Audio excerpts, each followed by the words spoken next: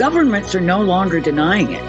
The military are no longer denying it. And even mainstream media no longer denies it.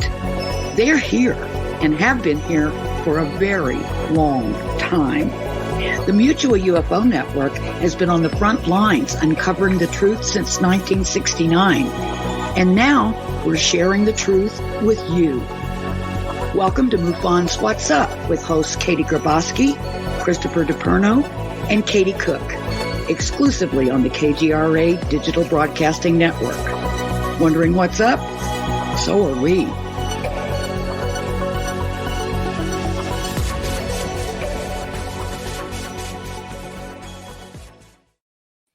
What's up? It is Tuesday night, and I do mean Tuesday, 02222022. And the funny thing is, I get up and I check the local weather, and what is the temperature? -2 in Denver, 2 degrees in Colorado Springs. So I hope you guys are ready for a terrific night. Okay, I'm going to stop. You are listening to MUFON What's Up Radio, that show that says discovery starts with curiosity, and curiosity starts with MUFON. Brought to you by KGRADB.com. Please go to their website and check out all their great content. Oh, Captain's here too. We have a great show for you tonight. We have Sev Tok coming in. We can't wait to have her on. First, as always, we are sponsored by MUFON, the Mutual UFO Network, asking that all-important question, are we alone in the universe? Also, we have our MUFON registration for our symposium up. I hope you go and sign up and register. Our guest tonight is actually going to be emceeing that great event, so I hope to see you all out in Denver. So I would like to introduce my awesome co-hosts. First, we have Katie Cook. She has been into the UFO and paranormal for a very long time, and you see her on country music television. Welcome, Katie. Hello, 22222. That's a good sign, right? Yeah, I hope so. I hope, some scary things are on their way right now. I mean, you know, Russia, Ukraine, all that stuff. So I'm hoping, send out good vibes. Any good news we can get, I'm welcoming it. Also, I'd like to welcome Chris DePerno, New York State Director, and he is also on the ERT team. Welcome, Chris. Wow, -2. We put gym shorts on at -2. Probably -22 out there right now. -2. I'm ready to go out and play some tennis. You're one of those guys, huh? It gets -18, 19 below. I mean, it's minus, for God's sakes. If it thaws ice, we think it's part spring. So -2, I'm not going to have a whole lot of sympathy about that one. Okay. Oh my God. Right. So, Katie, what do you have to kick us off with tonight? Well, you know what? I'm going to start by saying this. I've been in weather that cold with big hoop earrings. They froze in my ears. And I was like, all of a sudden this pain shot through my head. And I was like, what is going on? And somebody's like, take your earrings out. I was like, oh my God. So I'm clearly not built for that kind of weather. Did you ever have your tongue stuck to a pole, frozen to a pole? I did that once as a kid. Story? I never do it again. But I mean, that's how cold it gets up in this godforsaken country. Tip, you need warm water to get up. Don't just rip your tongue off that pole. Pour warm water and it just comes right off. Yeah, when you're 12 years old, you're not that smart. That's true. Well, probably some 12-year-olds would enjoy the meme I've got to kick us off this week. It's a pretty cute one. It's from offthemark.com. Look how cute that is, or not so cute for the aliens. So for you guys just listening, there's a couple aliens. I don't know where they are. It looks like they're in the desert and they're pointing at a rattlesnake. And one says to the other, if I remember my research, a wagging tail means friendly. No, don't do it. And let's talk about our paranormal pop of the week. I think cryptids might come up in conversation with Sev Tok tonight, so I thought this would be appropriate. Check this out. Isn't it cute? It's actually a Russian Yeti foot, and I don't know if you can see, it's got pink toenails. I think we have a picture. Yeah, there you go. How cute is that? Maybe it's a little girl Yeti, or it could be a boy. Anybody can have pink toenails. We don't discriminate. I think people with foot fetish would really like that. Can you imagine chopping out a hairy toe with pink fingers? I find it interesting. That's where your mind went first. I'm just saying. Well, I'm just telling you that maybe they're going to get a big sale from people with foot fetish. I don't know. And of course, as always, you can get these at paranormalpops.com. All right, I want to see what you guys think of this because I found something that's definitely going on my Christmas list. A galaxy jumpsuit. Thanks to my friend Michelle up in Canada for sending me this. How cute are these? Jumpsuits coming back, huh? I know they totally are, and that looks so comfy and it looks like good quality. But my favorite part is probably the little butt zipper. Oh no, for the outhouse. I mean, come on. Yeah, exactly. When you're like Chris and you're in like 18 below and you don't want to take your whole jumpsuit off, you know. So this is from Uni-Chillwear, a Canadian company, actually started by a former pro hockey player, apparently. And you can order these at unichillwear.com. I want one. I'm just saying. Does it come with acid? Does it come with LSD with all that psychedelic stuff? I look at that, man. That's either a great trip or a bad trip. I don't know. One or the other. I say good trip. Yeah, I'm not thinking acid comes with that, but hey, that's a good marketing idea. Maybe reach out to the company or not. Don't get yourself thrown in jail. All right. I'm assuming you have some news for us this week, Chris. Yes, I do. All right. Amanda, are we ready for the news? Let's go with it. Fishermen filmed a UFO escaping military aircraft by diving into the ocean. That was one hell of an escape. Anyways, this is probably one of the most interesting UFO sightings I've seen. And I don't know if it's real or phony, but I love it. Probably because the fisherman and his crew were at the right place at the right time. The video was filmed by a Spanish fisherman. In the video, a UFO escapes from military aircraft diving into the ocean. This UFO encounter gave birth to its own status of government cover-ups. This time, it will not be about the United States. That's a new one. But about the Spanish government. In fact, the Spanish Air Force was involved. And we can see they are ruthlessly pursuing this object. Yeah. Until the object literally gets tired of playing and dives into the ocean right in front of the fisherman. A fisherman has decided to go public with what he says he experienced while on the boat. While some military planes are chasing this foreign object, it makes a dive and it falls right into the sea. Then a helicopter of unknown origin flies over the boat and orders the fishermen to hurry up and get out from wherever they came from. Amanda, let's take a look at that video.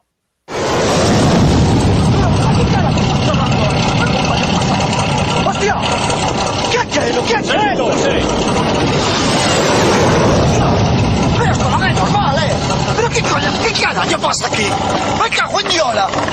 ¿Pero qué carajo está pasando aquí? ¡Hostia! ¡Cago en la hostia! ¡Cago en Diola! ¡Para la máquina! ¡Para la máquina!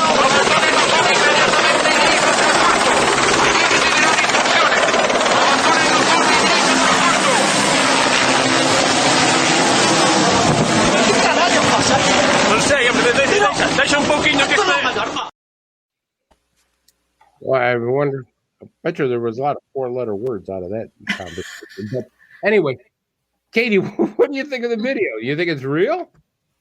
Which Katie? Cookie or Grabowski? I call you Cookie. I'm talking Katie. Okay. Well, first of all, before you see the big splash, there's another like splash. What was that? So I want to I don't know. That was my first thought. Is that even real?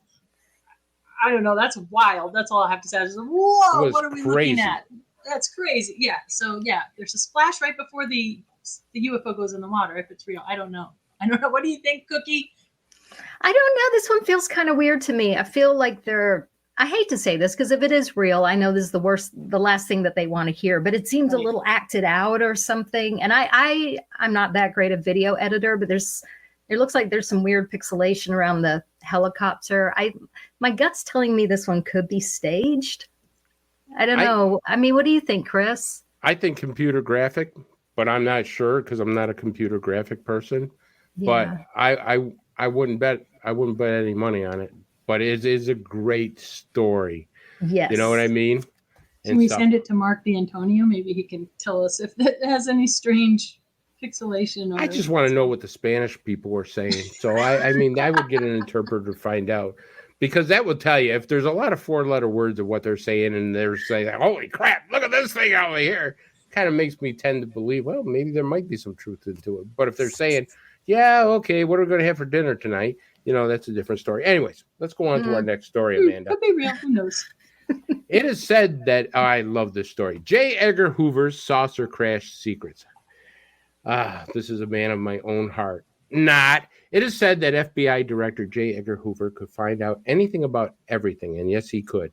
His unrelenting investigation of the deep secrets of politicians, the military, celebrities, and foreign leaders is legendary.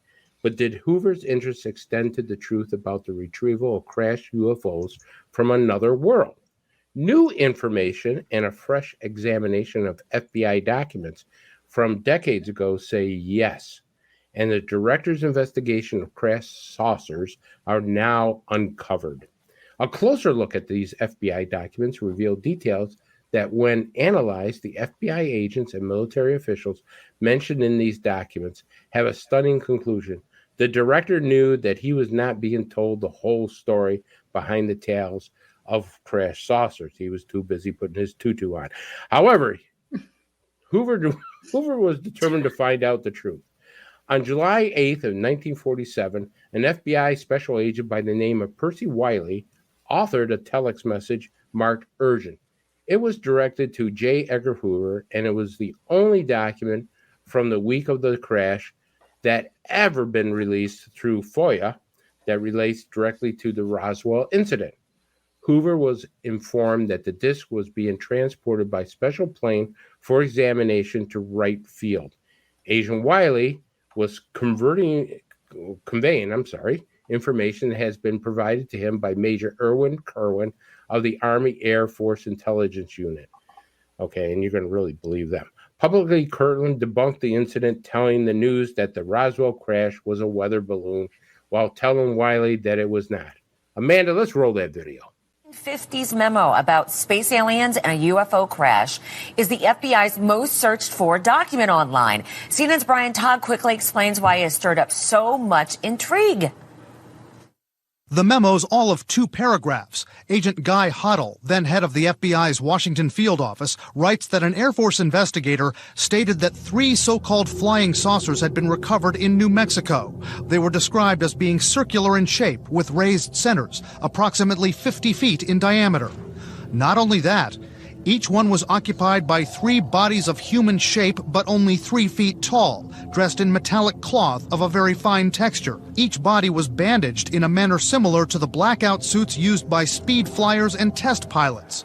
John Fox is the FBI's historian. This was never followed up on, right?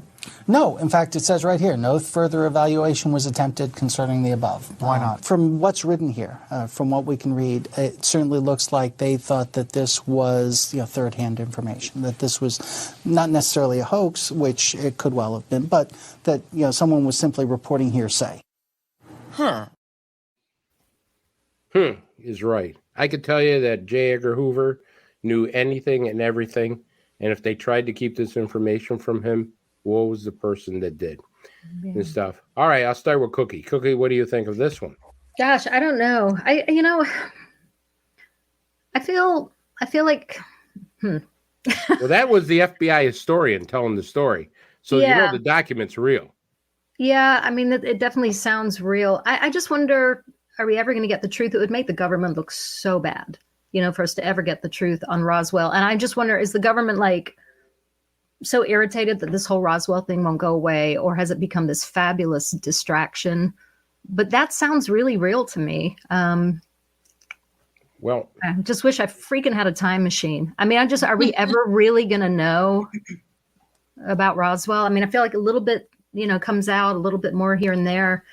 It's felt real to me from the beginning, and this just helps it feel even more real to me. I don't know. Well, obviously, the FBI historian, who is the caretaker of all these documents, is saying, yeah, it's here. It was sent, and this is the story about it. Yeah. So we know that the document exists. It's not fabricated.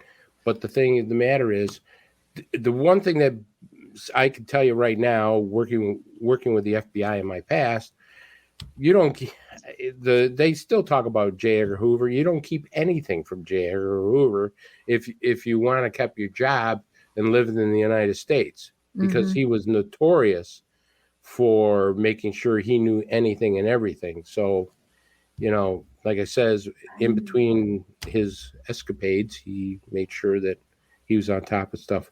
Katie, what do you think? Well, my total interest in the Roswell incident because of the Denver body connection. And actually on my nightstand right now, last night, I'm reading Don Schmidt's new book. I believe that document's even in that book. Not 100% sure, but I think so.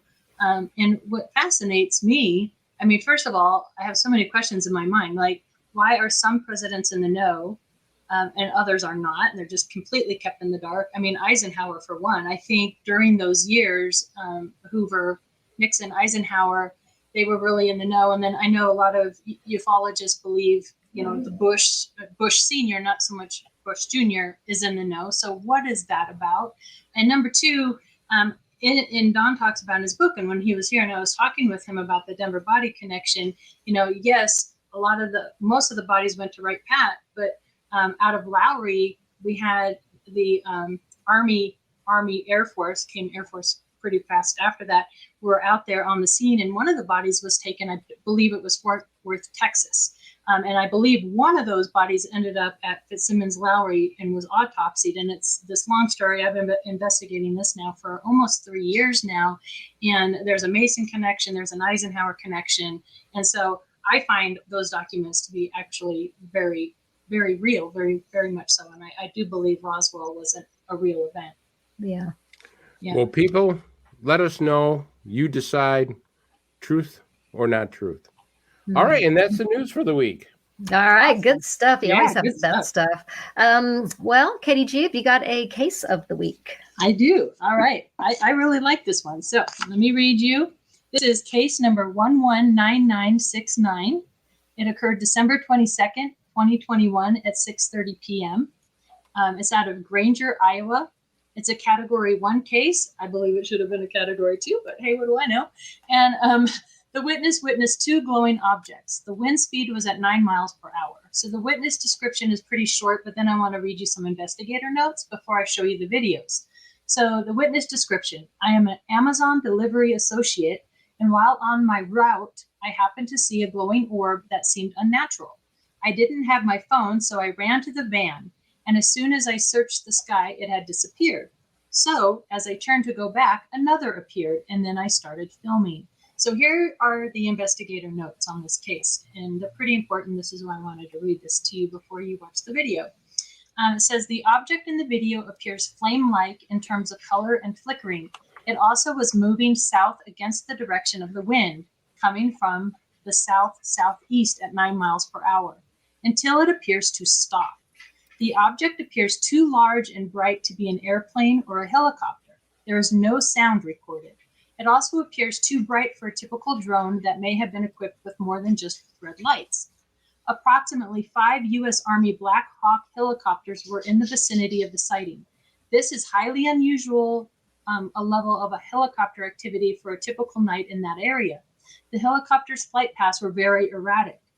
The distance of the object from the witness is difficult to determine, although in the video there's two telephone poles, so I think you can maybe possibly figure out somewhat by those. I'm not sure though.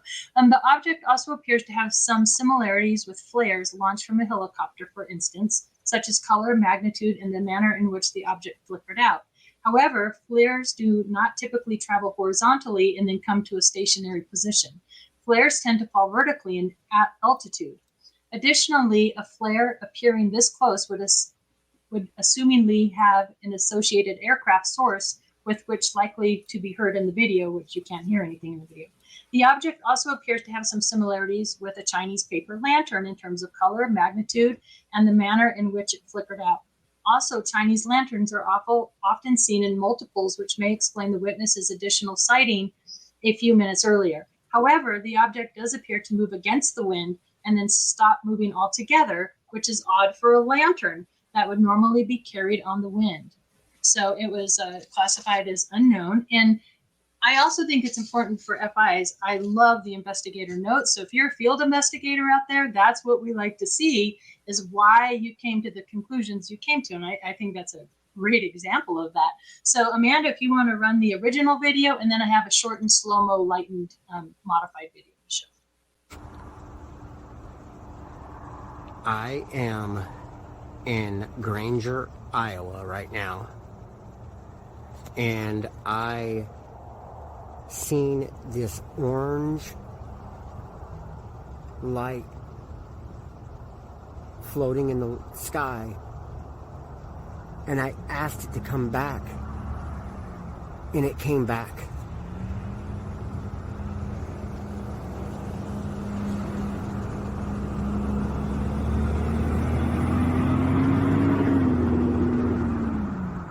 This is the most eerie thing I've ever seen. It's just, oh my God.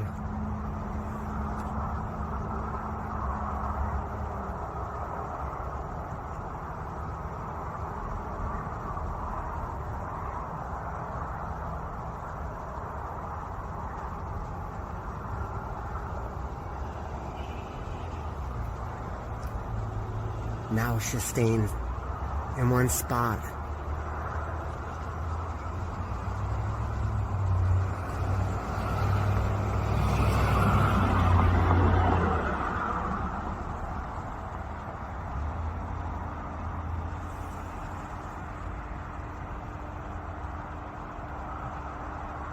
Oh, it's starting to dwindle now.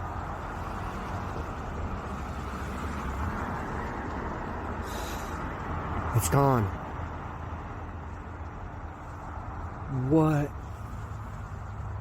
Oh my God. It's gone.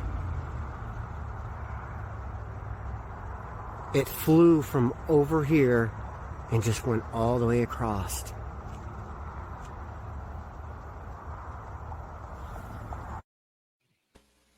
Interesting. So when I slow this down now, my couple thoughts, it could have been traveling away and kind of dimmed out, but it does look to be stationary. So this second clip, I went in and I modified the video. I lightened it up and pay close attention to the power lines. Right after it flickers out, you see this flash of light, which is interesting. I couldn't figure out what it was. So if we want to roll that second part, it's like 40 seconds long. I put a little music to it, so on the radio it's not dead quiet. Thanks, Amanda.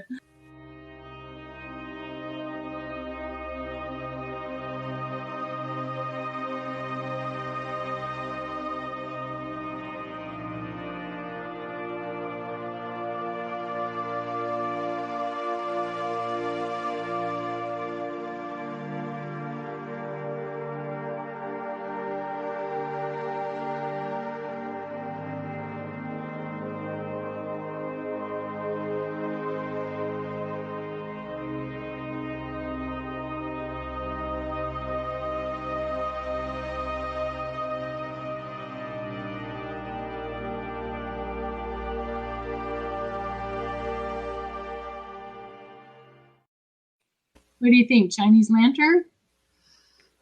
Yeah, I mean, it sort of has that quality, doesn't it? But if it was stationary, I wouldn't think so. I didn't hear any helicopters in the original video. They just said that they were nearby. Yeah, earlier, I guess before the sighting and after the sighting, from what I understood from the report. My favorite part is that he says, I asked it to come back, and it did.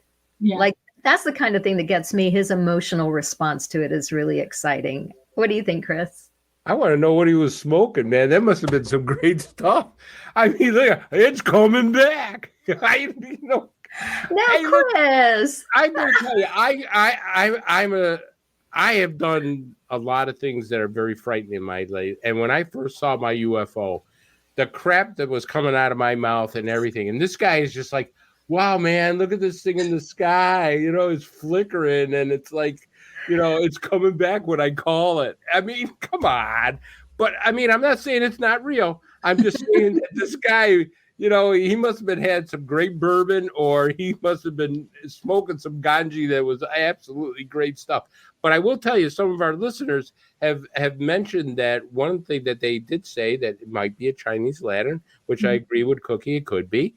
We just don't know. Some way it flickered out. That was a good thing that came from our chat. Mm-hmm. And the other thing is that, we got to investigate all this stuff. It may be not anything good, but in order for us to know what the real deal is, we have to look at all these things. So, right. And it does appear like it stopped and stayed stationary. A lantern won't do that. So unless it's maybe moving away and dimming and going out. Does a lantern start to stop though when it's about to fizzle out? Maybe. Does it kind of? It seems like it's still carried by the wind. Yeah, that's what I'm wondering. Kind of like a hot air balloon, when you're ready to just come down, you kind of stop moving. I don't know, but that's a good point. I just love his response. Sometimes just hearing Katie, it was a great story. It was a great story. It was really good. Thank you. I asked it to come back and it came back. I'm sorry. I know. You have a new segment you call Spaced Out. Yes. And this was inspired by an article written by Jack Single, Associate Professor of Physics, Richmond. The article was first published in The Conversation, and I found it on scitechdaily.com. Let's just take a look at it, and then we'll discuss on the other side. Amanda? Does outer space end, or does the universe go on forever? Right above you is the sky, or as scientists would call it, the atmosphere. It extends about 20 miles above the Earth. Above the atmosphere is space. It's called that because it has far fewer molecules with lots of empty space between them. Simple enough. Scientists are able to explain a lot of what you see in space, but there are some things we just don't know yet, like whether space goes on forever. This is something I can't stop thinking about, but I admit it also gives me a great deal of anxiety. My human brain just can't wrap itself around infinity. We know the Earth is a part of a group of planets that all orbit the sun, with some asteroids and comets mixed in too. Our sun is a pretty average star. It just looks bigger and brighter than the other stars because it's a lot closer. To get to the nearest star, you'd have to travel through trillions of miles of space. So let's say you could ride in the fastest spaceship NASA has ever made. It would still take you thousands of years to get there. There's an estimated 100 billion stars in Earth's galaxy. Recently, astronomers have learned that many or even most stars have their own orbiting planets. Some are even like Earth, so it's reasonable to think we're not alone. Wouldn't it be nice to drop off a casserole at our alien neighbor's house and ask them if they know if space goes on forever? Of course, after traveling through millions of trillions of more miles to reach them, that casserole will be pretty cold.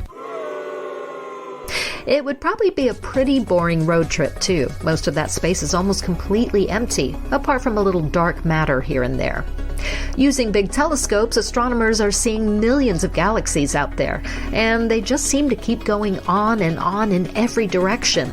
If you could keep going out as far as you wanted, would you just keep passing by galaxies forever, or does the whole thing eventually end?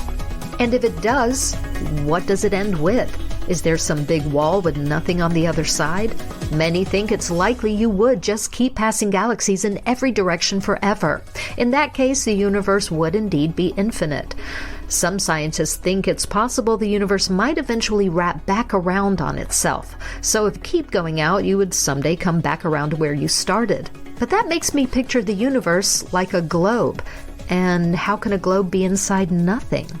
The James Webb Telescope will go a long way in helping us understand, but nobody knows for sure what's out there. Maybe it's a question we aren't supposed to answer.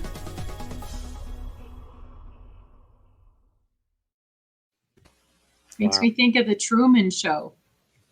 It hurts my head. I seriously want to talk about this. And I realize that our viewers, they're so smart and they're very, very familiar with how large space is. I don't mean to sound like I'm, talking to a kindergarten class, but I just want to get us all thinking about this and talking about it because I'd love to get some comments like, it hurts my brain when I try to picture something going on forever. I've spent hours and hours of my life trying to grapple with this. And it's just something about the human mind. You just feel like it has to come up against an edge.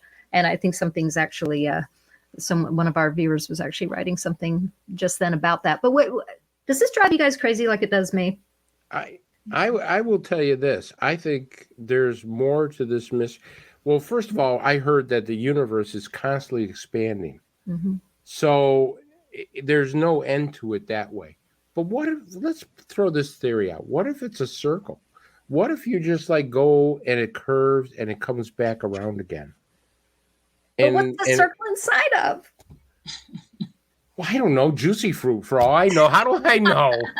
I mean, if I was that smart, do you think I'd be doing a radio show here or be at MIT teaching? But that's the beauty about the universe, is that we don't know. It's such a mystery to us that we can obviously, keep exploring. And the beauty of it is that every time we go out there, we get another step closer to finding these answers. We're not going backwards, we're going forwards. And we're going to find out that we're not alone in the universe. We're going to find out the universe has many, many wonders to it. And we're going to find out that there's probably planets just like ours. But I as far as I don't think there's an end to it. I think you can go all the live long day and you're not going to find the end of it. I see it like, I see like galaxy after galaxy and dark matter and all the things that make our universe, right? And then I see in my mind's eye, I see the universe expanding into this like unwritten page, like white nothingness, like an abyss. And I look at it as like a big spider's web. And every decision that each person makes, or each living thing in our universe, not just humans, but everything is what's causing it to expand, because we're creating new threads of. That's how I see it. Like, am I making any sense? No, in my mind's eye, that's how I think. That's why the universe is expanding, because we're just constantly adding to it, and it's just getting bigger and bigger and bigger and bigger. No, that it makes sense. I keep coming back to, okay, the one thing that we know is that we don't know. That's a great comment. Okay, so maybe it's a blank page. What's the page sitting on? This is where I just go nuts. Like, it keeps me up at night. And I think, maybe if I put my smart glasses on, I'll be able to figure it out. I love that. It's all getting more clear. I love it. Now. Come on, I have smart glasses too. Do they suit me? Do I look smart?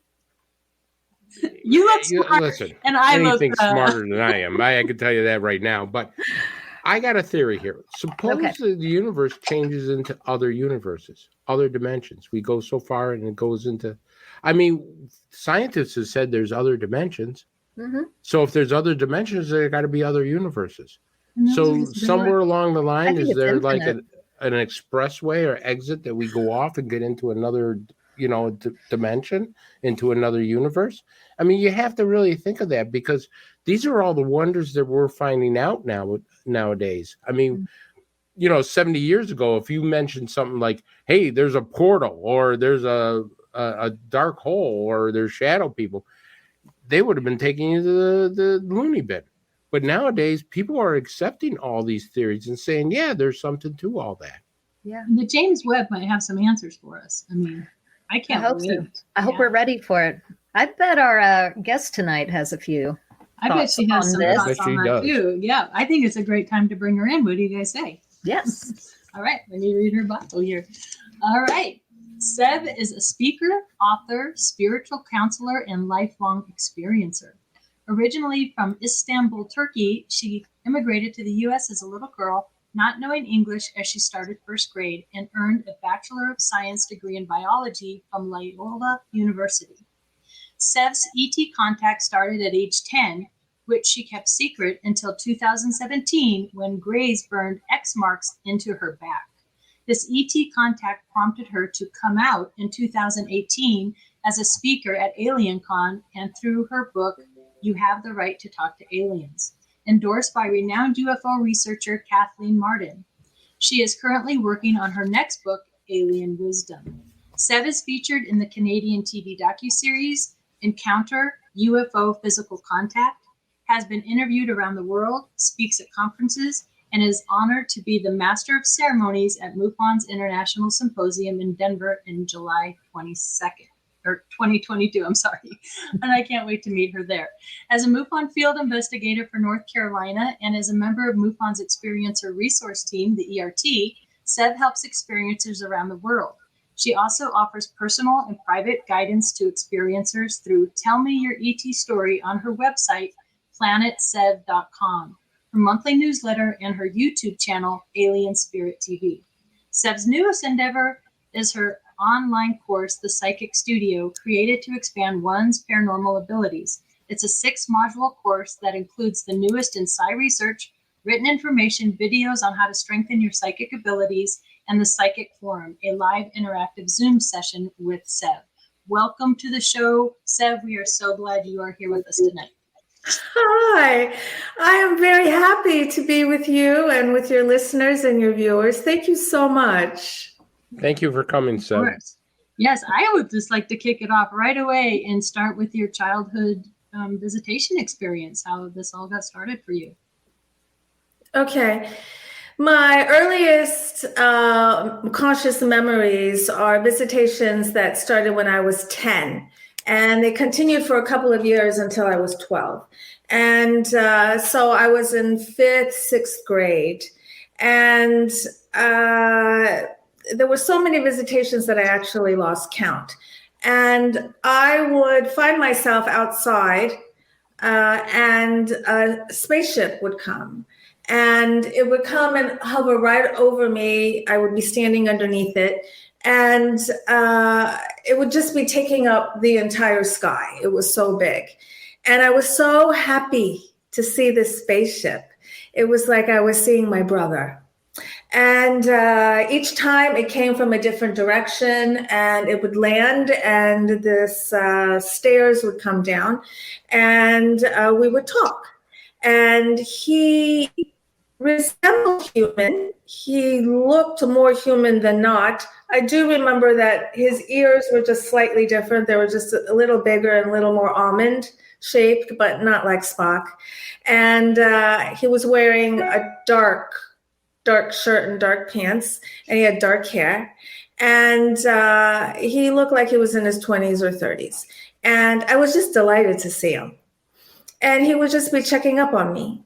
And this continued for a couple of years. He just wanted to make sure I was okay. And then there was a final visit. And this time, what was so different about this one was that this time I was with a group of children, and I had never been with children before. It was just him and I. And we were lined up, and I didn't look into their faces, but we were all about the same height. And we were watching the spaceship go away, and we were really sad. And I knew that he was leaving, and I didn't know when I was going to see him again. And I just heard in my head, it's time to get to work. You got to do what you came to do. And then ding, I find myself in my bedroom. I have to get ready to go to 5th grade. And I didn't tell anybody this. I could have told my parents because my parents were very open and they were believers, but I didn't. And I don't know why.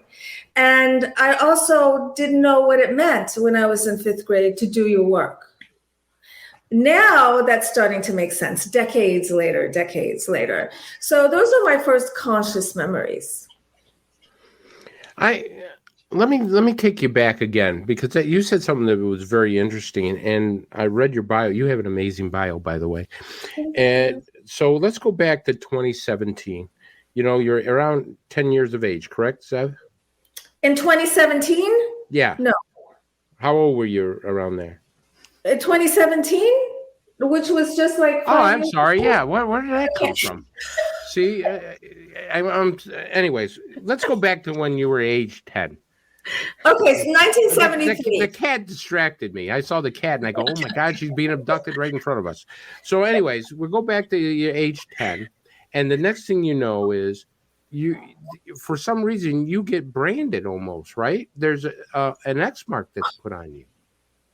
That happened in 2017. That's what made me come out. See, that's what made you come out. Okay, I was right. Yeah, it was. Get that alien out of there. Okay, go ahead. Right. So for decades, I had ET contact and I just kept it quiet and I really didn't share it with anybody. And I would say around 2010 is when things really started to ramp up. Sorry. Because I ended my marriage and I was living on my own in Baltimore, Maryland, and just everything, the contact was amazing. It was constant for a few years.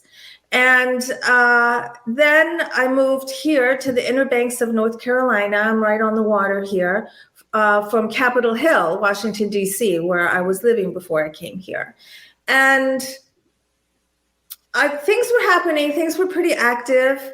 I had gone to Roswell and I had made contact with Grays there, and that was an interesting experience. They gave me a lot of information about the hybridization program, and other things were happening, but I wasn't talking about it freely at all. At that time, I was with my ex-boyfriend, Patrick. We're no longer together, but Patrick was a big support for me. And he knew about some of the weird things that were happening. But even with him, I didn't go into any detail because I was in major denial.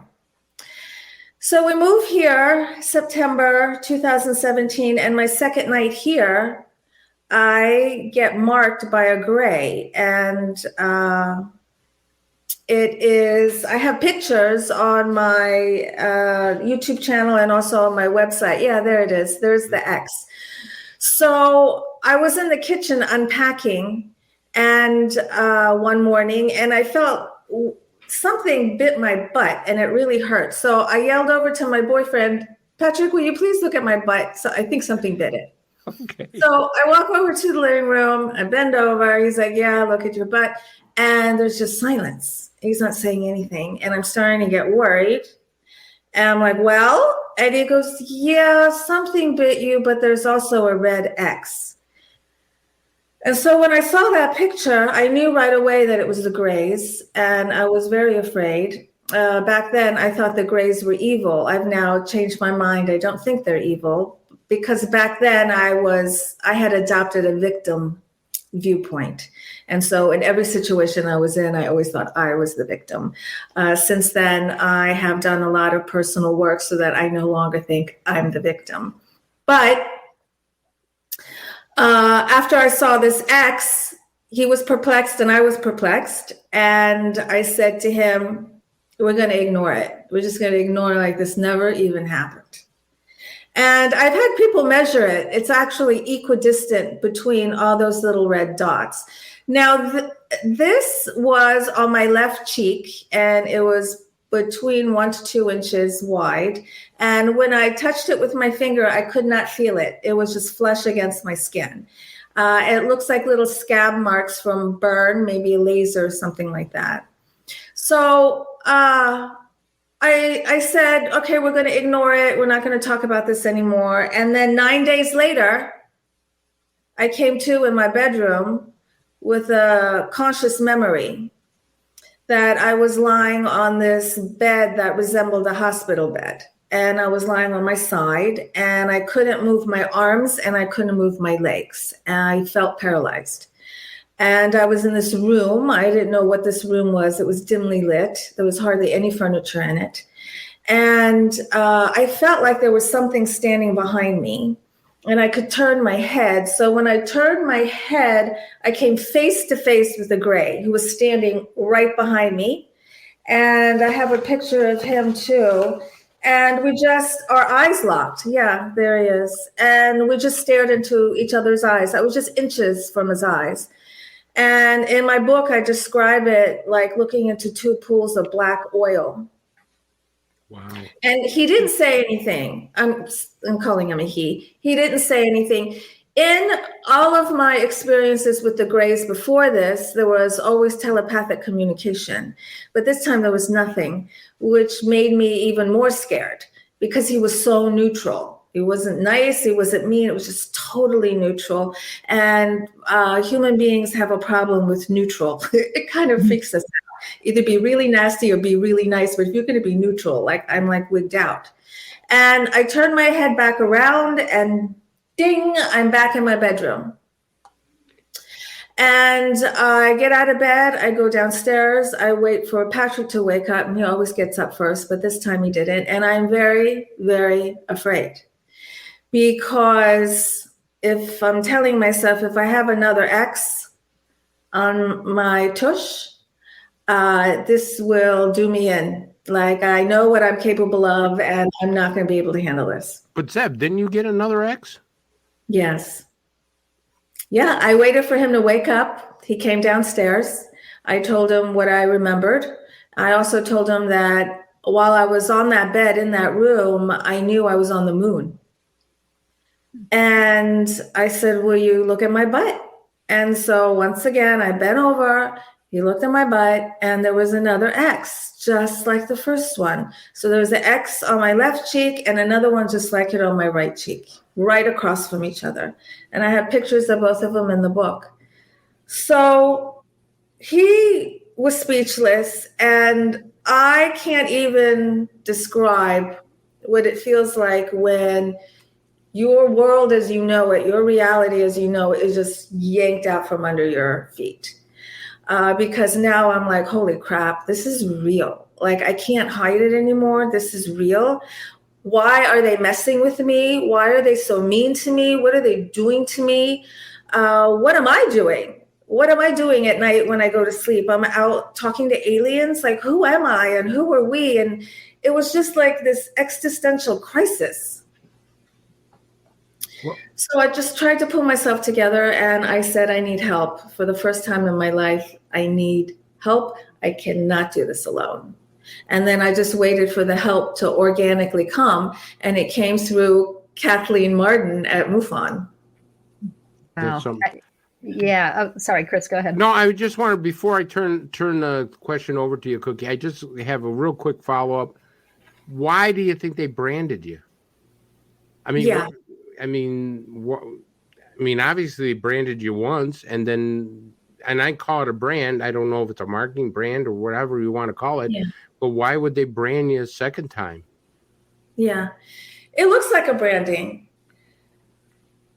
So I've thought about this a lot, and there's a lot of aspects to this. So first of all, I believe that our higher selves are always in play. And I do believe that my higher self agreed to this experience, and that my higher self wanted to have this kind of experience and then to share it. So I do believe that these marks were put on me, and they had to be severe because I was ignoring them. I had been ignoring them for decades. For decades, they've been putting geometric shapes on my body. They've been cutting chunks of skin out. I've had a rectangle cut out of my back. I've had weird lights in the middle of the night in the room. I've had invisible beings touching me, all kinds of things. And each time I'm like, I'm going to ignore it. So I think it got to the point where, what are we going to do to this girl? So like, she doesn't ignore it anymore. And for me, it was 2 red X's on my tush. Mm-hmm. Another thing I believe is that in that area of the human body, we believe that is where Kundalini energy resides. And when Kundalini energy is activated, something happens to you. All of a sudden, you have to know the truth. You have to know the truth, who you are, who everybody is, what's going on, who are we? And I have been on this path of authenticity for quite a while. That's the path of truth.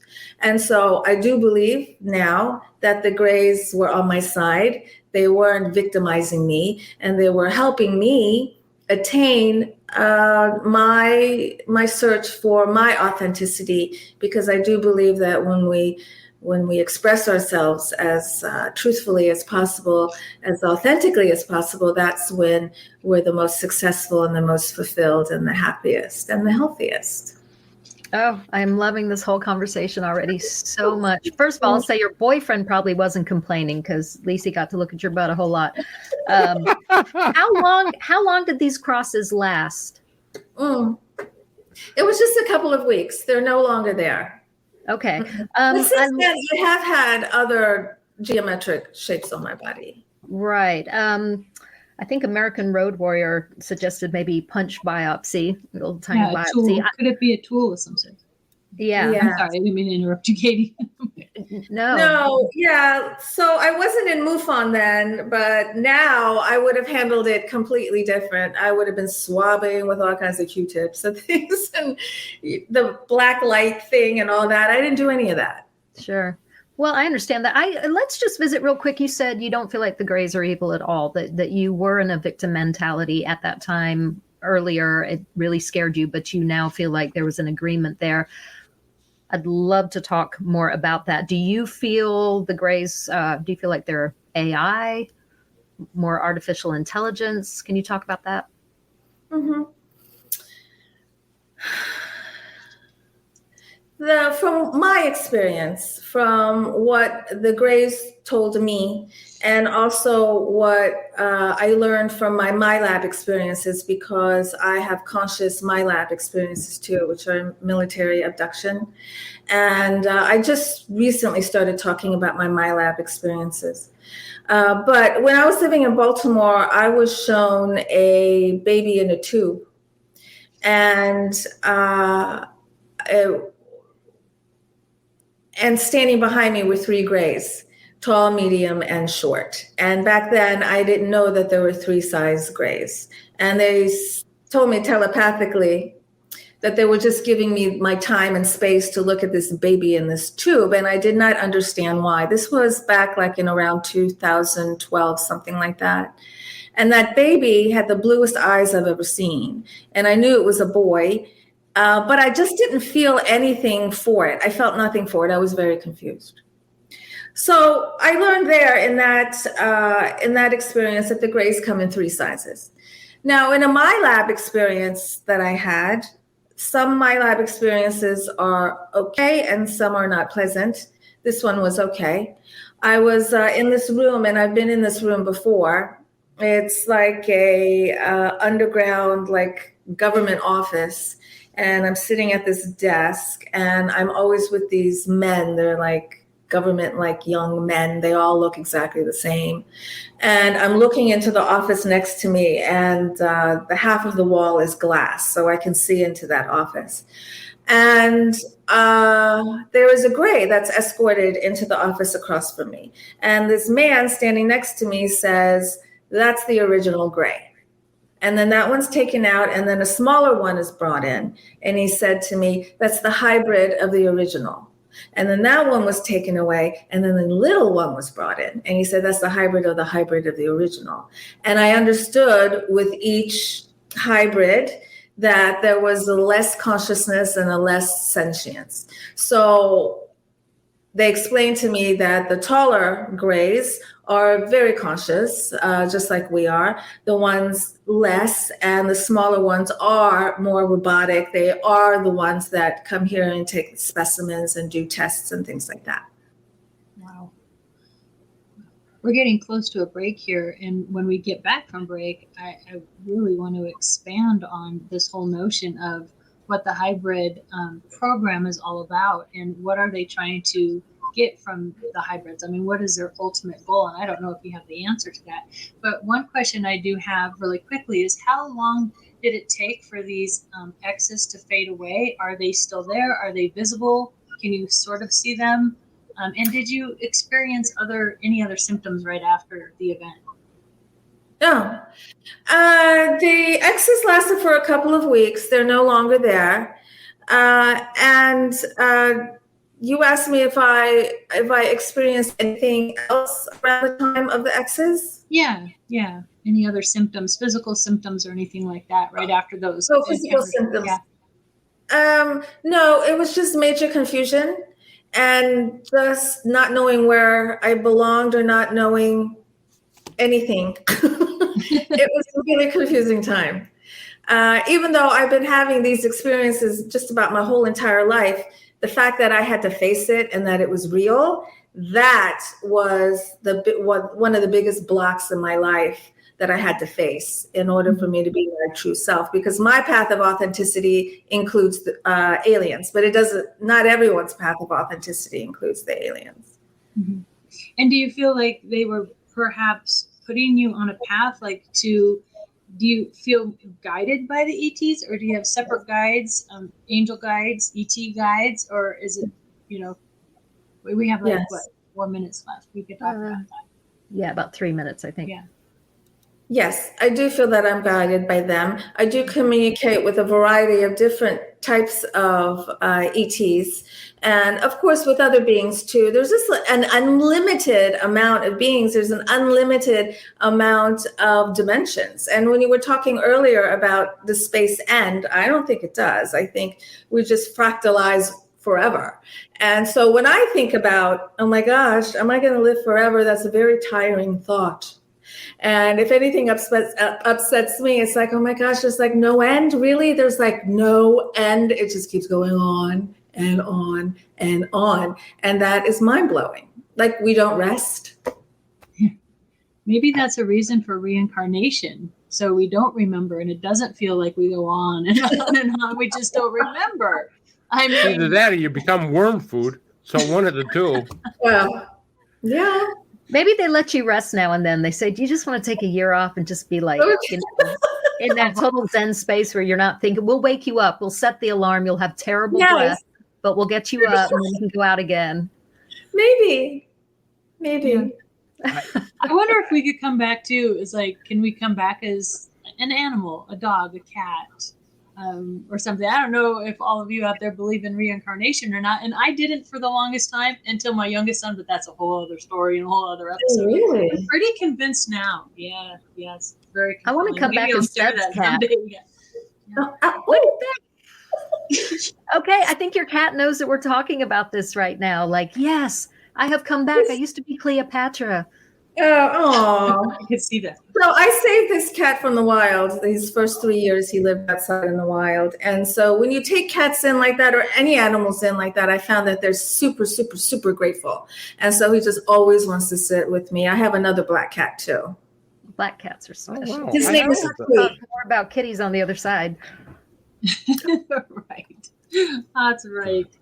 Oh man. So when we come back with Sev after our break here in a few seconds, I would really like to just jump right in and talk more about this hybridization program and what are these grays? Because I was always opposite of like, you know, if they're creating hybrids, why are they creating to be more AI? And are they sort of like their workers, their busy bees, or are they trying to become, I always felt, more emotional and human? Like, so I can't wait to talk to you about this. We're going to take a quick break. Hang in there with us, and we'll be right back with Sev Tok. Thank you.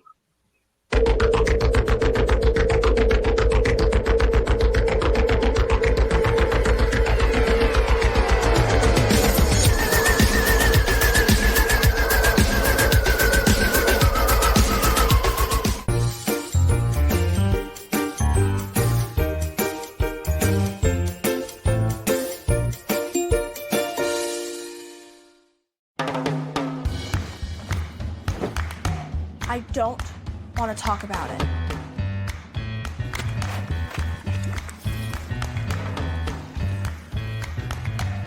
I don't want to talk about it.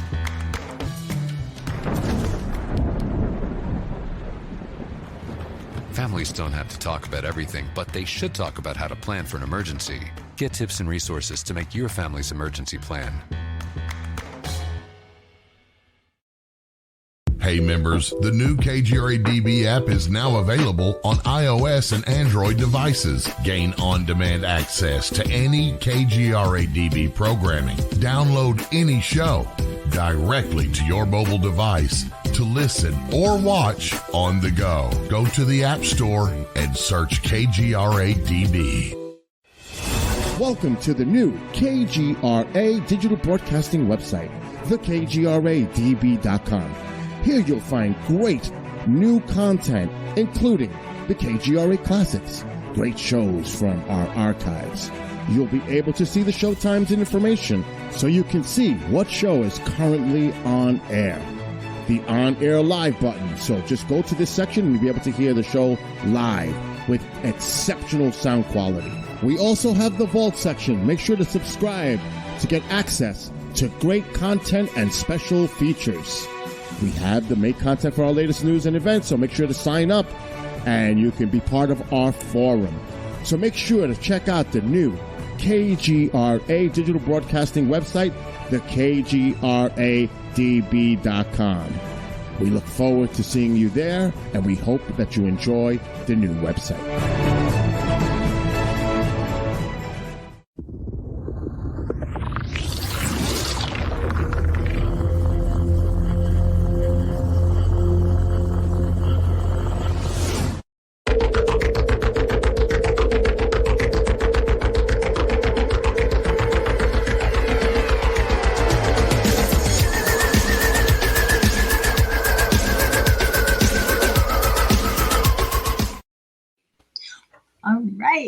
get our groove on at the break. Wake up, guys. And I'm allergic to cats. I love cats. I love your cat. But I literally took a Benadryl and some allergy medicine right before the show. So if I end up like going, I don't know why. Okay. Oh, talking about cats, I'm a spiritual counselor and I do soul purpose sessions. And with one of my clients a few years ago, she said, Sev, there is this stray cat outside of my house. It's black. And I want to bring it in, but my husband is allergic. Mm-hmm. And so these are sessions with my clients where I get interdimensional information. And so what came out in our session was that black cats are different and that your husband won't have a problem, any kind of allergic reaction to this cat. So she thought about it. And she took the cat in, and in our next session, she's like, my husband's totally fine. This is the only cat he's never been allergic to. So there could be something very different about cats when it comes to allergies. Oh, interesting. Because my daughter moved into our basement, and I think the reason the dander's so bad is they rearranged down there. And so even though it's blocked up and I have air fresheners and all that stuff, I think it just kind of made the dander go up. But boy, is it bad. So maybe there's could it be a past life something to the cat allergies? I'll have to talk to you later about that. Maybe you can help. Yeah, yes. I gave a reading for a client once, a past life reading where there was a cat that, it was. Interesting. I've never heard that before. So let's talk about that hybrid. And what do you think, is their ultimate goal there? So when I was shown that baby in the tube, they didn't give me any information. I was just shown the baby in the tube. And since then, I've had my lab experiences where I've been healing very, very, very sick babies. So that makes, I wonder, how many hybridization programs are there? So the one that I was given information from the Greys about exists between Greys and humans. But in my lab experiences, when I was healing these really sick babies, I'm wondering, is that a whole different hybridization program? When the humans get involved, is that when we get these sick hybrids? I would like to think that when the Greys, who are much more advanced scientifically than we are doing their hybridization programs and their processes, that they don't create these sickly babies that I was shown. So these are just thoughts. I don't know, because I have experience with what seems to be two different types of hybridization programs. I wonder how many are there? How many other types of beings are also hybridizing? So when I was in Roswell, and that whole thing, it was very unusual how I got there. I had no plans on going to Roswell, but it was a trip that just came up out of the blue. And I had been wanting to go to Roswell ever since I was a little girl for obvious reasons. And so we got there. First, we went to White Sands Missile Range, which I never want to go to again. Even when I think about that place, I start to get agitated because my ex was working with the Defense Department. And so he was going to the White Sands Missile Range and he wanted to show it to me. So I went, and as soon as I walked in, all the hair just stood up on my body. I could see images in my mind's eye of underground rooms and underground hallways, underground tunnels, the places at the base of this big black mountain. And it was very clear that nefarious things are going on there. And I just wanted to get out of there as fast as possible. So we finally got out of there and we drove to Roswell and we went to the museum, and it was a lot of fun. And then we went to our hotel room and we were both really tired. So I'm in the bed and he's in the bathroom and I'm watching TV and I'm just flicking around. And I thought to myself, I wish the show People of Earth would come on. And I don't know if you ever saw that show. It was only a couple seasons. It was produced by Conan O'Brien. Did you see it? So good. I know. I missed it. And it's this really funny take on an experienced support group. So I was wishing it would come on, but I knew that the last season had already aired. It wasn't going to be on. And he comes out of the bathroom, and I stopped the TV on a commercial. He said something to me, and I said, okay. And then I turned the TV back on, and then right then and there, People of Earth comes on. And I'm like, oh my goodness, okay. So he had never seen it before. We watched a couple episodes, we laughed, we went to sleep. And I woke up in the middle of the night, and I heard footsteps on the carpet, and I felt my ex getting into the bed. And I thought to myself, why was Patrick sitting on the couch? Did it have to do with the aliens? And then I fell asleep. So I wake up in the morning, and he's taking a shower. And as I'm sitting on the bed, I just have this download of intense information. And it's visual and it's knowledge. And I saw that I was with a group of Greys that night, and they gave me information about the hybridization program. And they also said a few things about a book I was writing at the time. But what they said about the hybridization program is that they have created a race where they lost their ability to be sympathetic and empathetic. And if you don't have that trace within a race, the race is going to die off.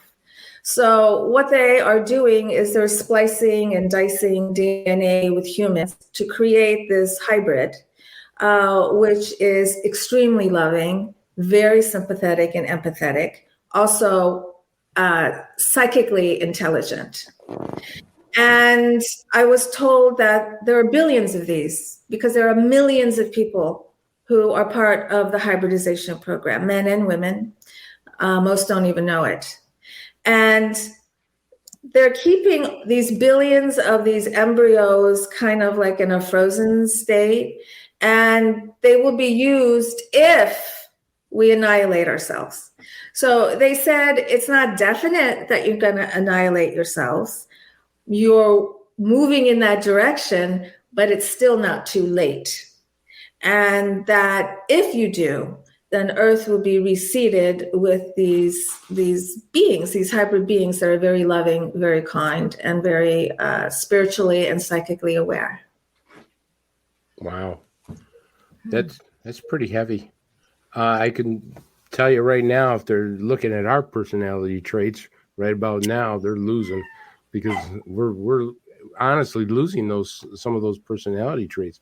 If you think of the way we treat other people in this world, I mean, it's getting worse every year, and maybe we're going to lose that. Anyways, I want to get back to this MyLab. I like this MyLab thing that you're talking about. Now, the MyLab that I know, that I've heard from Corey Good and his Blue Chicken, that he's been palling around with on Mars, and then some other people. What's that? Ratier is his name. Oh, is that the name of the Blue Chicken? The Blue Chicken is Ratier. Yes. Oh, okay. Maybe it was Kelly or something like. I have no clue. It's a Blue Chicken. The only person that probably knew him intimately was Colonel Sanders. But I want to get back to this thing here with MyLab. MyLab was a warrior thing. They were taking people, from what I understand, they were taking people at a very young age.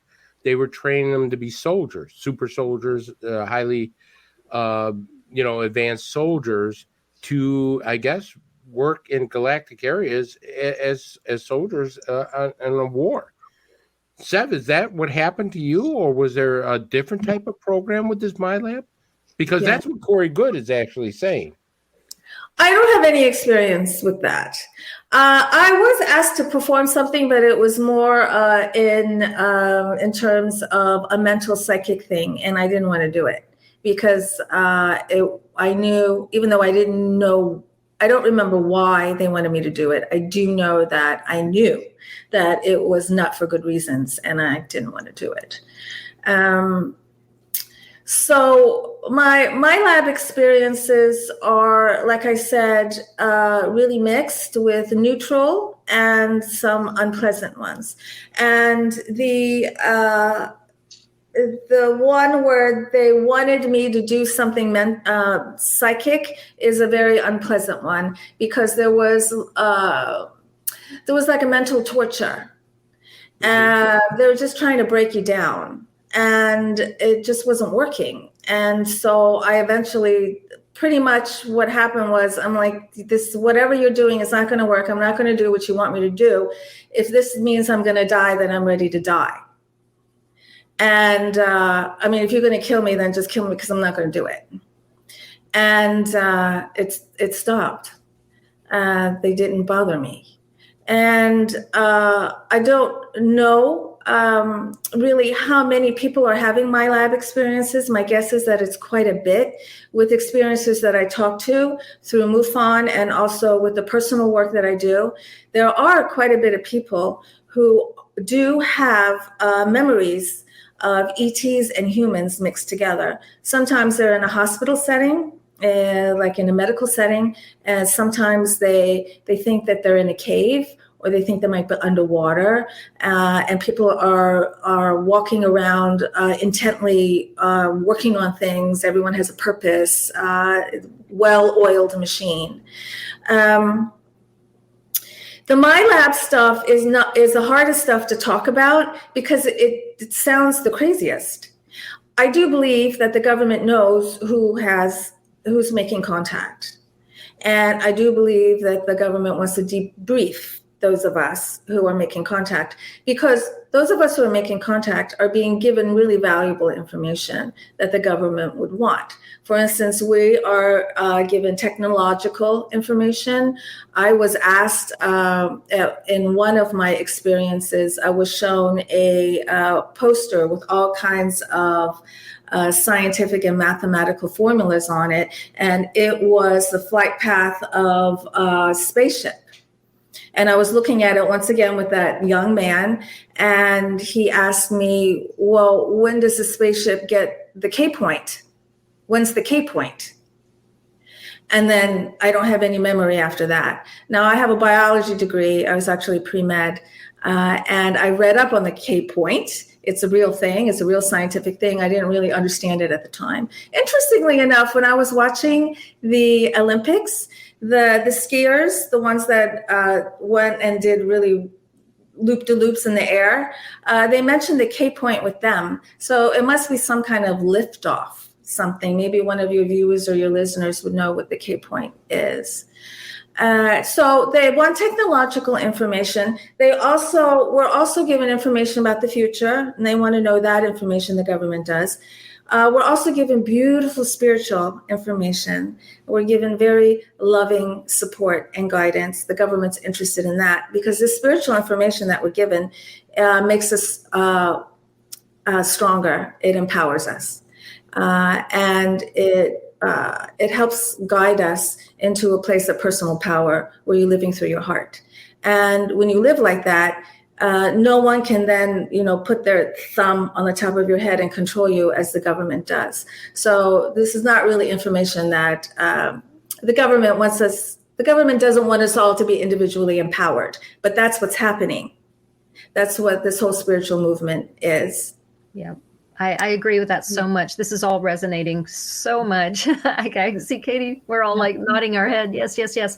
I know the MyLab thing is hard to talk about, but I think there might be some people watching that really they might have experiences of their own, and they're not entirely sure if it was more of an authentic ET experience or MyLab. Could you just at least explain a little bit more? How do you really know the difference? Does one just feel a lot more positive? You explained how grays can be very neutral. How do you know the difference? Mm-hmm. Well, with me, I can tell the difference because there's human beings involved. And the human beings are very military-like, and they're kind of neutral themselves. So sometimes I had experience just with these military men and no ETs, and sometimes I had experience with the ETs and the military men, as often is the case. That's how I know it was a MyLab situation. In my other contacts with the ETs, it was just me and the ETs, and it was loving, and it was kind, and it was life-changing and transforming. It was not agitating and scary, as the MyLabs tend to be just agitating and scary. Okay. Well, that's simple enough. Okay. Yeah, that's a great answer. Thank you. Yeah, thank you.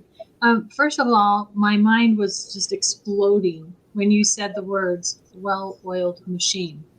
I don't know if you knew of or you were aware of Dr. Leo Sprinkle. He was a pioneer in the field, and he worked with contactees and experiences for almost 4 decades. And so he had hypnotized me, and I have the tape. Those exact words came out of my mouth, that they were well-oiled machines. And Leo reported well-oiled machines. And so when I was doing my research, and there's something I want to ask you, Sev, in those files that I was going through, there was letters, they're the best letters, and drawings from children that have had ET contact. And these pictures, I'll be sharing them in some of my presentations, but they're looking at these big giant windows, they're seeing hybrid children and whatnot.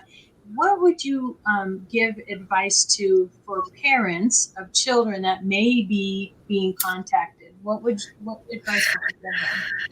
Yes, that's a little difficult because the parents are very afraid and very worried for obvious reasons. So what I try to do is just remind the parent that we're all each here on our own journey for our own reason, and that your child's higher self has decided that it wants to have the experience with other interdimensional beings as well as earthlings, and that we just have to trust that the experience that human being, your child, is having is the best one for that person. We cannot know that. And I know as a parent, even though I'm not a parent, I'm an aunt, but I know it's very hard to just kind of let go of that and allow your child to have the experience that it needs to have.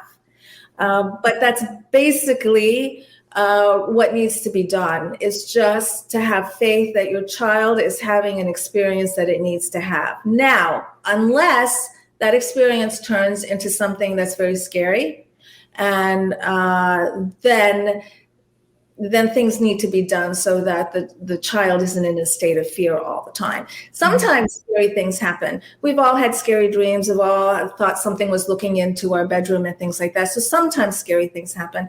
But if it's a situation where the kid is scared night after night after night after night after night, then there has to be a little bit of an intervention. And whatever that being is needs to be talked to.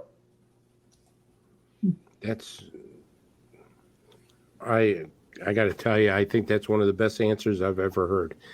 All right, let me take you someplace else now. You talked about the Greys. You talked about being tattooed. You talked about having their communication with them.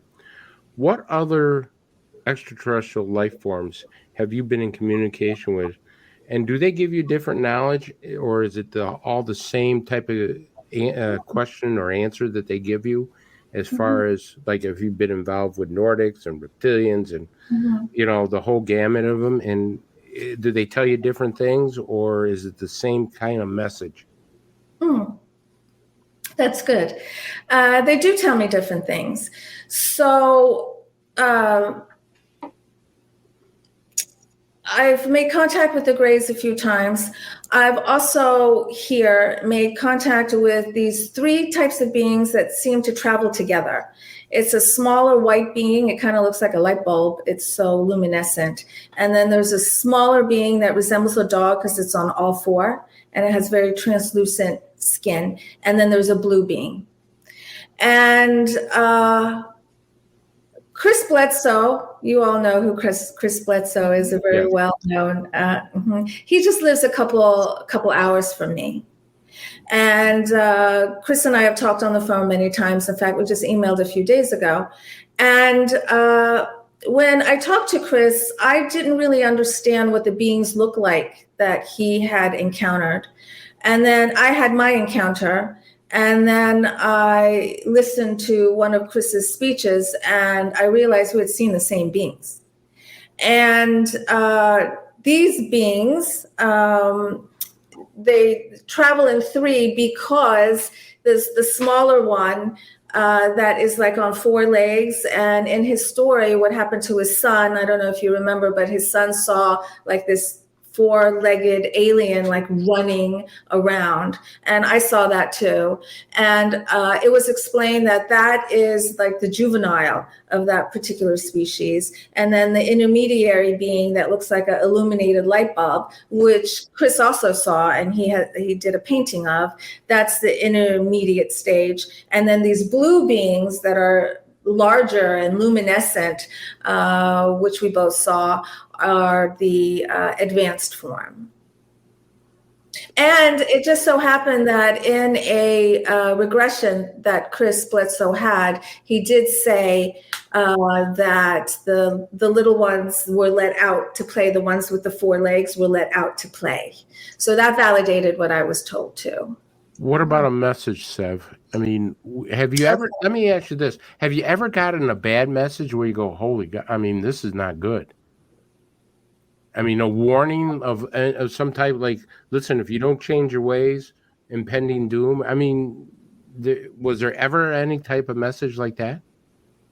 Not for me. The closest thing to impending doom is when they told me about the hybridization program and we could kill ourselves off, that we are on that path, not necessarily destined, but we're on that path. That was the most gloomy, doomy thing that I've been told. Now, a couple of years ago, when I was sitting in my living room, these two light beings came in, these two beautiful light beings. They were blue and they were magnificent. And this was in the middle of the day. And they communicated with me, and they still communicate with me. And they give me information about activating our multidimensional DNA, why you would want to, and what that does for you when you activate it, how you activate your DNA. And they also gave me information about Tesla and Tchaikovsky and Disney, which happen to be three of my favorite men. And they told me that Tesla and Disney had met, and that these three men were channelers. They were in communication. And their work shows that. The creation that these three men produced are the creations of their channelings. And when you listen to Tchaikovsky music, who ever since I was a little girl was my favorite composer, it actually activates DNA within you when you listen to that music, and it helps you fulfill your potential. So it is no mistake that Disney, one of Disney's most famous movies, Fantasia, is filled with Tchaikovsky music. So actually, Fantasia is much more than a cartoon. It's a DNA activator.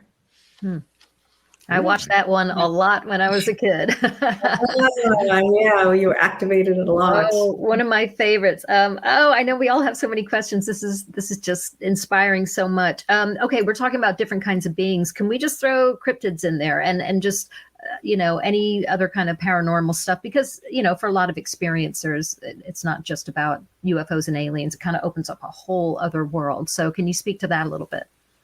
Yeah. So would a Bigfoot be a cryptid? Is that what a cryptid is? Is Bigfoot I guess so. Yeah. Mm-hmm. So Bigfoot lives here in my area here in North Carolina. Here in my neighborhood, I've actually seen him, and other people have seen Bigfoot here too. And he's also in Asheville, North Carolina. Maybe you've heard about Asheville. It's a pretty well-known place in North Carolina. It's in a vortex. I live in a vortex here. Now, there's so many different beings with so many different energy signatures. So when I help people channel, I help people connect with other beings, with ETs, and to communicate with them. And the most important thing is, what's your vibe like? What energy are you radiating? Because you're going to align with similar energy. Just like on Earth, if you look at your friends and everything, you'll see what kind of vibe you're exuding. You take a look at your life, you'll very quickly realize what kind of vibe you're exuding. With this, you have the same vibe when you're going through the dimensions, meeting other beings. So I talk a lot about increasing your frequency. If you want to channel, if you want to talk with other beings, it's very, very important.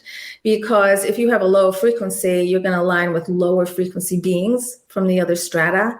And They can be intimidating. They can be scary. And I actually had an experience like that with, I call it an astral men in black. It appeared in my bedroom one night. I had a girlfriend come and stay with me for a few days, and it was her first night there. And she went into the guest room, and I went into my bed. And then in the middle of the night, she came into my bed. And I said, "What's wrong?" And she said, "I'm scared." And then I felt something behind me, and I turn around, and there, I'm wide awake. 2 feet from my bed is this astral men in black. It's this very tall black shadow. It's blacker than the blackness of the room, so I could see it, wearing a hat just like a men in black does. And it was just standing there looking at me, and I could feel its energy come out of it and then come into me, like come into my chest, and it like wanted to grab me and pull me out, like it wanted to pull my essence out. And it was very strong, and it was very scary. Now, I have learned that I'm in control. Whenever we come in contact with any kind of being, you're always in control. So I put up an energetic fight. And I told it, I don't have what you need. You feed off of fear. I don't have it. You gotta go, you gotta go, you gotta go. But it put up a fight. Finally, it left. And I was exhausted, and I went to sleep. I woke up in the morning. My girlfriend was not in the bed. And then we talked about what happened to her while that was happening to me. But I learned in that experience that it is very easy to be consumed by these lower frequency beings, very easy, because you forget that you're in control. So that's really the biggest message that I give to anybody who is channeling or communicating or even meditating, because you do meet them in your meditations. Please keep your vibe up as high as possible. So when a lower vibratory being comes and just kind of like pokes at you, it can't stay. Because we take our beings with us wherever we go. So this being was attached to my girlfriend. And that's because she had just recently fallen into that whole, the Democrats eat babies and the Pizzagate and Hillary's going to be arrested tomorrow and all that. And it was just in her mind all the time. And that's such a negative, low vibe. So then she was aligning with these low vibe beings, and wherever she goes, they go. So she brought it over, and it wanted to test me out, and I didn't want anything to do with it. Very interesting. Wow, that's brilliant. And, here, in a week and a half, I'll be going back with a wonderful team. I think Jessica was in here earlier, so she's still watching. Hi, Jessica. Out to the South Skinwalker Ranch called the Meadows. And I actually just posted on Facebook this thought on, and maybe I would like for you to speak on this. It's the same kind of theory, like the lower frequency beings. It seems like when we disassociate or we have trauma and we're in fear, we have these different paranormal events and these shadow beings come in that all that kind of stuff. And so my experiment was going to be to go without my scientific mind on and kind of revisit some of those lower places, but maybe that's a dangerous thing to do. And I need to stay in a higher vibration. But when you do that, the experiences seem to be less. Now, do you find that's true, like with paranormal activity? Did you experience that throughout your life? You mentioned footsteps and stuff, but do you think that is connected directly to the UFO phenomenon, the whole paranormal realm? Oh, yes, they're completely connected. And so I've been channeling or communicating with beings virtually my whole entire life. Mm-hmm. And ET contact doesn't happen just in the 3D. Most of ET contact is happening in these other dimensions. And so it's in these other dimensions where there's all kinds of other beings too. So once you consciously focus your awareness on your interactions in these other high frequency levels, then your focus then allows you to then align with the other beings on those other levels. So like the doors start opening, and there's all kinds of beings then can see you, and you can see them, or you can feel them, or you can communicate with them. The doors open and they all come. So when you open the doors like that and they all come, and this was my problem when I was younger, I didn't know how to shut those doors. I thought it was either completely all open, everybody come to me, all dead people come to me, whatever, or completely closed. I learned that I'm in control, that some people are so bothered by the beings from the other dimensions. It's because they're just not controlling it. So it's the faucet that you can turn on and off and in between.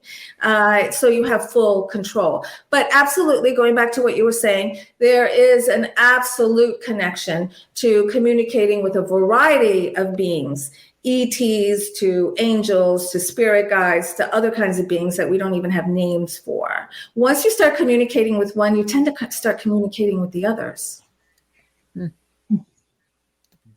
Wow. I mean, do they all hang out together or something? I mean, they're connected.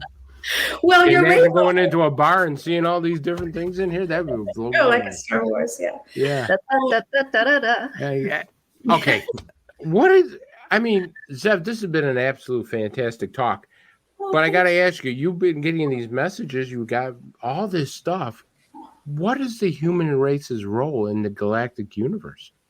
Well, I mean, have they told us and said, guys, this is your role in the galactic universe. This is what you're meant to do, or this is what we want you to do, or hope you become. Has there any? What's our role? What are we supposed to be with this galactic universe? Mm-hmm. Well, because of what I do for a living, do soul purpose readings and soul sessions, I spend a lot of time on one's purpose, our soul purpose. And I believe that we have a collective purpose as well as an individual purpose. Right. What is that? To love as much as possible. And we suck at that. Yeah. There's no question about that. Well, we got an F in that class. Yeah. We're learning. So we're so mean to each other. We're so mean to animals and children and just to each other. We really need to just kind of, smooth out our rough edges and just become much more tolerant. We're not tolerant. And so how is another civilization going to approach us when we're not even tolerant? We're not tolerant towards ourselves. How are we going to be tolerant to a completely different civilization? I totally agree. Do you think there might be a time where they might give up on us and say, no, yeah, sorry, these guys ain't learning? Well, if that's the case, it's not us. It's not them giving up on us. It's us giving up on ourselves and just completely annihilating ourselves. Yeah, we're definitely in some scary times right now. That's for sure. I am curious to know, I feel like in almost every episode I end up sounding like a commercial for the Monroe Institute, but I am really passionate about what they do there. And obviously you learn to take your meditation to a whole new level. But one of the things that Bob Monroe really stresses is, as you're getting into your meditation, is protecting yourself and deciding, what you can let in, you can see and you can experience, but that you have control. So I'm curious. And in fact, I think some of our viewers were asking this as well. If you meditate, if you use that kind of, protection around you. Oh, very much so. Yes. And I suggest to all my clients, they meditate. I help them come up with ways to meditate because everyone meditates differently.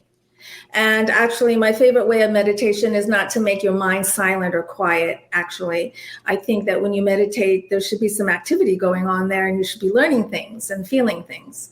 I do meditate and I find it crucial if you want to connect with your heart and if you want to live a life of authenticity, then meditation is crucial. And in your meditations, you can do astral travel, you can connect with other beings, you can see the future, you can get advice. So one of the best places to meditate is in the shower.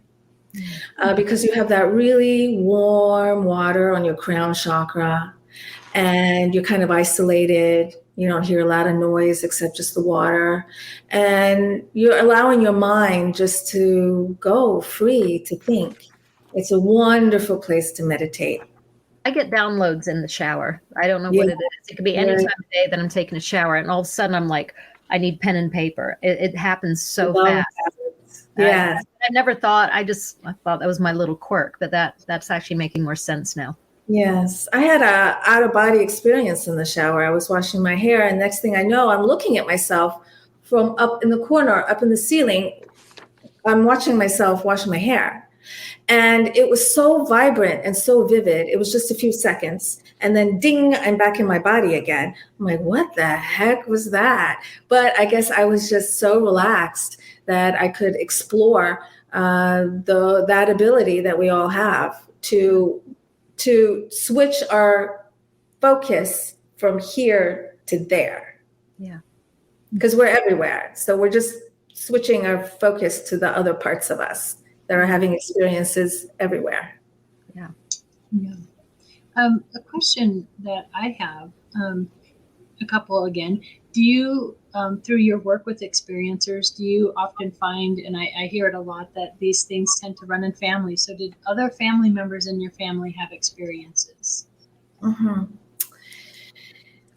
Yes, but they weren't verbal about it. I really didn't find out about a lot of my father's paranormal experiences until after he died. He died a few years ago, and my mother gave me a book where he had written down all his paranormal experiences, and I had only known about a handful of them. Oh, wow. So he also wrote his theory of gravity and astrophysics, and he claimed that part of that came from outside of him. My mother's very psychic, and so is my sister, but none of them really were intrigued by it as much as I was or I am. I also think there's some fear maybe with a couple of my family members of going there. So it's definitely in my family. I was taught to meditate in 5th grade. So I've been meditating since 5th grade. I was taught about the astral body and about the different planes. So this has been a part of my childhood or part of my life since I was a very little girl. Mm-hmm. My parents were beyond their years, and my parents were innovators. Right. Do you think it stays with you until your end or maybe your next life, or do they stop watching you eventually or contacting you after a certain age, or is it throughout your whole life? The ET contact, the paranormal contact? Yeah. I'm sorry, did you ask me, will it continue my whole life? Yeah, yeah. I believe it will, because that's where my focus is and that's where my awareness is. I've expanded my awareness to include that, and that is what my life is. So I believe it shall continue. Okay. Very good. We have a question from a viewer, Brett Clark. Hi, Brett. He's asking, why wouldn't ETs just make their presence known? Just their presence would make humanity feel insignificant and to rethink their role and feel like we need to band together. Mm-hmm. Thank you, Brett. Well, they have made themselves known. It's pretty obvious. There's a lot of proof. If you're looking for something more dramatic, we're going to have to wait a little while longer, but they are making themselves known. And for people who say there isn't proof, I'm like, my God, there's so much proof. Come on. You're just not ready. You just don't want to see it.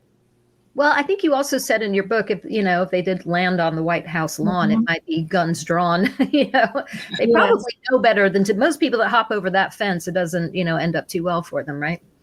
Correct. Right. And then there is the, in LA, what year was that? There's a wonderful pictures showing the government shooting down this spaceship in LA. Do you know what I'm talking about? Are you talking about like the Battle of LA? Yeah, the Battle of Los Los Angeles. That was like in the 40s, right? Yeah, during World War II, they had spotlights on it, and they were using artillery shells, anti-aircraft to try to knock this thing down. Somebody took a still picture, and it was like, that doesn't look like a plane. Mm. Right. That's very interesting. So when I was having that Astral Men in Black experience, So I woke up the next morning and I said to my girlfriend, did something happen to you? And she goes, oh yeah. And so I'm like, okay, you tell me first. So her experience, very interestingly enough, she never left the guest room. She was in the guest room. She woke up in the middle of the night. She's looking out the window, which is overlooking the water, and she sees in the sky Jesus Christ. And she hears this voice, and this voice says to her, see that? That's a hologram. We can do that. We can create anything and put it in the sky and make it look real and fool you. That's the experience that she was having while I was having this Astral Men in Black experience. Now, to me, that's very interesting. They're both low vibratory experiences, really. And we've all heard about these these potential false flag scenarios where there might be fake UFOs in the sky, and then we engage in this battle, and then Earth thinks that aliens are horrible. Mm-hmm. Well, yeah. Do you think they would try to do that, Sev? I mean, I wouldn't put it past them. I mean, we get all different types of sightings and stuff. There's a question I've been dying to ask you, because I'm really fascinated by what you're saying. I have to tell you, I'm a person who's never had an out-of-body experience. I've never been able to do astral travel. I've never seen an ET. I've just never experienced a lot of, not that I don't believe in it, I do, but I just haven't experienced the fascinating things that you have. But you state that we are all multidimensional beings. We all can engage in ESP, astral travel. I'm worried about the ESP because I don't want to know what's on my wife's mind at times. But I will tell you that I am definitely interested in astral travel and energy healing. How does a person like me, who has none of this experience, be able to learn this stuff? Yeah, okay. That's a really good question. So first, it's just awareness, number one. So you're aware that you have these abilities, you have these psi abilities, number one. Number two, do you want to engage? If the answer is yes, then you engage. The way you engage is meditate. Meditate helps strengthen your psi abilities very, very quickly. And you also just start to pay attention from this point on. You start to pay attention. It's amazing how many of us are getting psychic hits all day long, constantly. Really? We're either ignoring them, or we don't hear them, or we hear them and we ignore them. Some of us hear them and pay attention. And so it is basically the awareness that you can do it, and the intent and the work.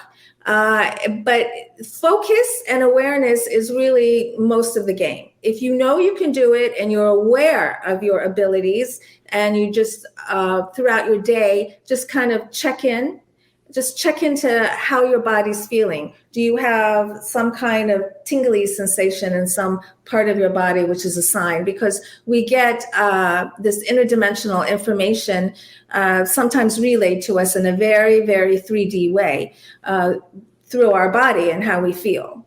But do you recommend meditation in the beginning? Because I'm a novice when this stuff, I'm fascinated by everything that you've done, but I'm a novice and I want to learn. So me being in sync, the way you say, Chris, you got to start with meditation, or you got to take hot showers, or whatever it takes to do that type of thing. Okay, so this is what how do you start? Okay, this is 101. I have an easy way for you. I have something very easy on my YouTube channel, Alien Spirit TV.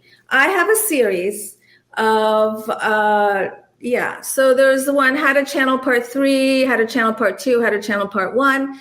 And at the end of those, there are guided meditations that I created to help you connect with otherworldly beings, to help you do astral travel, just to help you expand your psi abilities. And that's all free. And I created those meditations. And from the people who do the meditations, people are going places. They're seeing things. They're coming in contact with dead loved ones.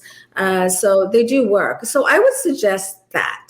And it's guided. So you don't have to make yourself blank. You just put in your earphones, listen to the music. I intentionally pick very high vibe music to get you to that place, because you have to get into a high vibration so then you can really perceive this high frequency information that's coming through.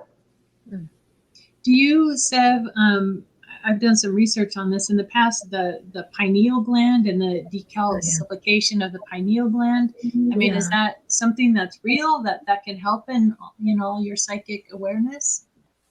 Yes, there is a lot of talk about the calcification of the pineal gland. A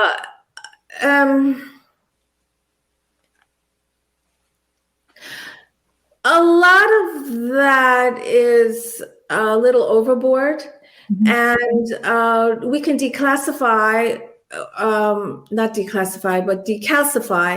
our pineal gland by using it. So maybe our pineal glands are getting calcified, but it's more that they're atrophying because we're not using them. They're a muscle that we're not using. So it's through meditation uses your pineal gland beautifully and perfectly and strengthens it. And that is really that little it's only this big.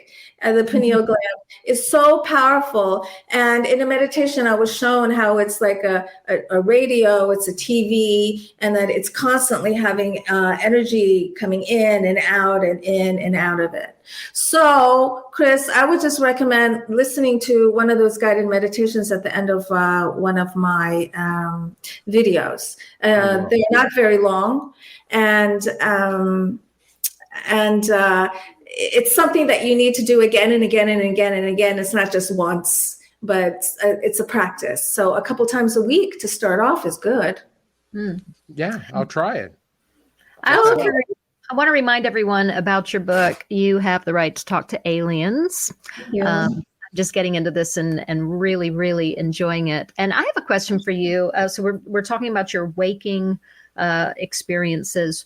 I have, and I know a lot of viewers are going to relate to this too. I have dreams that I know they're not dreams, but I call them my real dreams, because I do remember going to bed. I know I was in a dream state, and then something happens that I just simply know it wasn't a dream, but it's not like it happened to me while I was at the kitchen counter. So I call them real dreams. I don't know what else to call them, but I think you can get a lot of information from those dreams. You can definitely visit with loved ones that have passed on and just get all kinds of downloads. Is that something that you experience a lot too? And is that a good way for people to strengthen their senses? Yes, that's a really good one. Actually, today I just put on a new video on my YouTube channel, the top 10 signs of ET contact. And the first one is what I call a transcendental memory, which is that dream in quotation marks, but it isn't really a dream. And almost all of us know what this is. What it is, it's a real interdimensional experience. And sometimes we remember them and sometimes we don't. And when we awake from them, we're shocked that we woke up, because that feels more real than this. And these are very valuable. A lot of ET contact happens this way. And I love that you're aware of this and that you're plugged into it and that you use these interdimensional experiences to educate yourself and to learn. I think that's wonderful. And that's what they're there for. And so the more you meditate, the more you work on increasing your personal vibratory rate, the easier it's going to get to do lucid dreaming or to have these interdimensional travels that you remember. It just gets easier and easier and easier because your defenses are down. Yeah. I love that. Yep. Katie and I can relate to that, right? Yes, what very are some much. What are some of the other on your top 10 list? I mean, name a couple more that are kind of signs, perhaps. Yeah. Yeah. Okay. So the weird body marks, of course. Another one is the spiritual blossoming. A lot of experiencers embark on all of a sudden this spiritual awakening. Another one is